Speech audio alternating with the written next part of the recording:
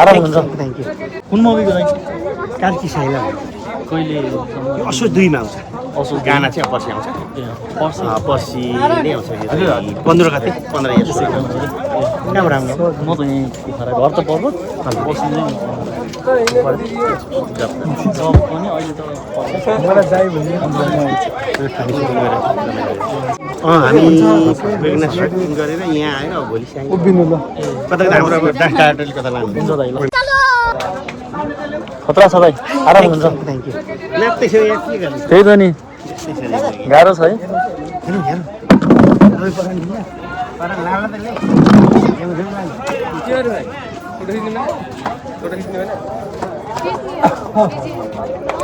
हैन जा फोटो खिच्नु कुन मुभीको लागि कार्की साइला कहिले यो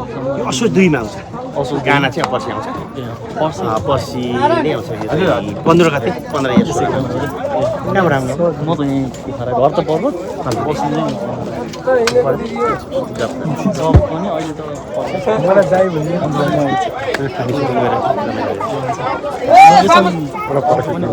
हामी बेगना स्टार्टिङ गरेर यहाँ आएर अब भोलि चाहिँ उभिनु ल कता हाम्रो अब डाक्टरले कता लानु हुन्छ दाइ ल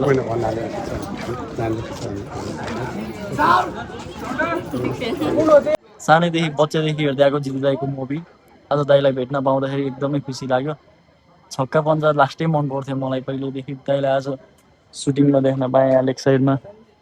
दाईको सुटिङ हुँदैछ उता दाईसँग राम्रो कुराकानी भयो एकछिन त्यही भएर घरबाट बाहिर निस्किनु पर्छ आज म घरमै बस्नेवाला थिएँ एकछिन भयो नि बाहिर निस्किन्छु भनेर निस्किएको दाईलाई भेट्न पाएँ कति खुसी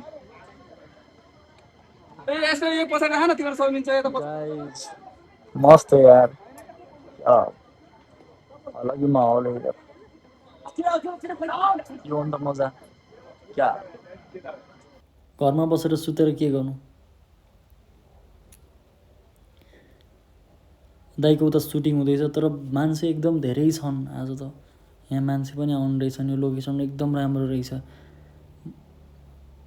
हाम्रो जित दाइको कार्की साइला मुभी असोज 2 गते रिलिज हुँदैछ नेपालभरि र आज पर्सि चाहिँ हाम्रो म्युजिक भिडियो आउँदै रहेछ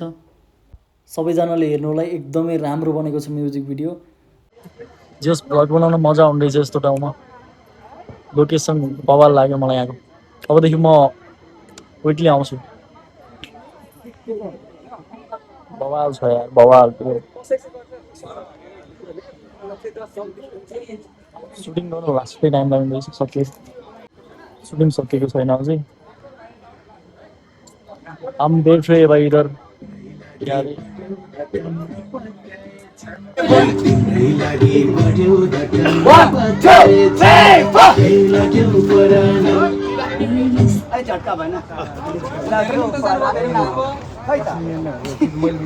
क्यामेराम्यान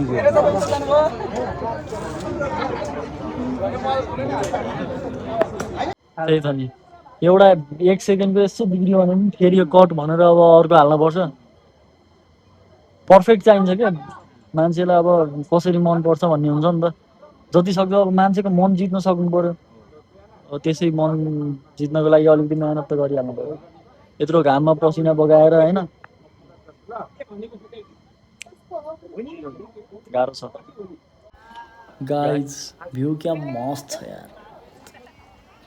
तर सुटिङ गर्नको लागि यति टाइम लाग्दो रहेछ मैले बल्ल फर्स्ट टाइम थाहा पाएँ कि आज तर एकैछिनमा हुँदो जस्तो लागेको थियो हेर्दाखेरि त कति सजिलो लाग्छ हामीलाई ओहो कति राम्रो भन्ने हुन्छ लास्टै गाह्रो हुने रहेछ सुटिङ गर्न म फेरि यता बसेर यो पुरै फिल्म नै फ्लप यो म्युजिक भिडियो पनि फ्लप हुन्छ काम छैन एक्टरलाई दिनभरि साइडमा राखेर साइड एक्टरलाई खेलाइरहेछ अनि दिनभरि साइडमा बस्दा बस्दै अब झौलाएर घरतिर हिँड्दै यार म